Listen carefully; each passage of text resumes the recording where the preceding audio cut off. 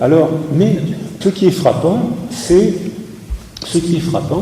la passion qui est à l'origine des conflits. Depuis l'origine, j'ai été à Vienne 19 Berngasse, c'est-à-dire le premier cabinet de psychanalyse de Freud.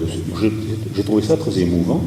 Et ceux qui dans la salle n'y ont pas été, vous y allez, et vous verrez que dès le début de la psychanalyse, il y a des piles de journaux que j'ai lus, il y a des piles de journaux où on voit que dès les premières publications de Freud, ça a été très bien accueilli, et que j'ai vu les journaux, devenez psychanalyste en 8 séances par correspondance et 20 à l'heure. C'est-à-dire que tout de suite, il y a eu des récupérations. C'était amusant, c'était étonnant. Et hop, aussitôt, il y a eu des récupérateurs, comme pour toutes les...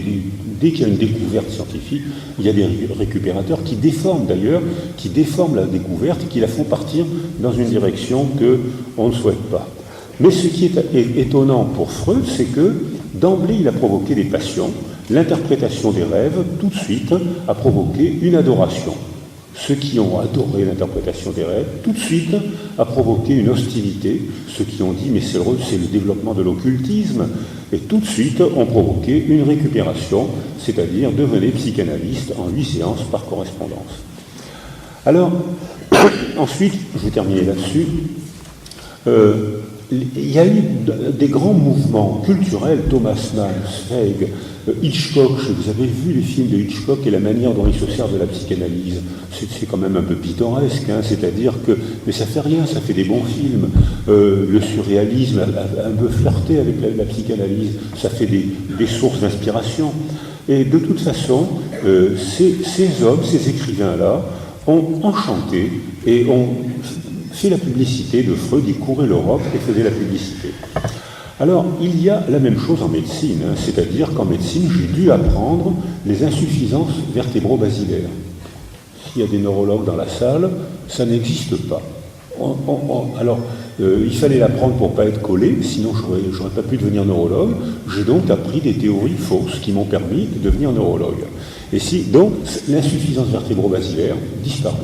La tétanie, qui n'a existé qu'en France, n'existait pas en Angleterre, il n'existait dans aucun autre pays. J'ai dû apprendre ça pour avoir mes examens, c'était absolument faux. Quand on fait des études sur les validations des publications scientifiques, Langanet l'a fait, Ekman l'a fait, Langanet l'a fait de manière rigoureuse méthodologiquement, 90% sont biaisés. Arrondit les angles, arrondit les statistiques un petit peu. 10% sont des travaux parfaits, 10% c'est suffisant pour provoquer une évolution culturelle et un changement même de la condition humaine. 90%, c'est pas de la triche. On s'arrange un petit peu, on arrondit les angles, on s'arrange.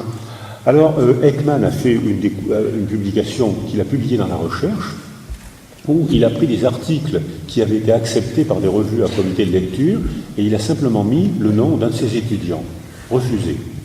Et il a pris le nom de certains étudiants, et il a mis son nom, accepté.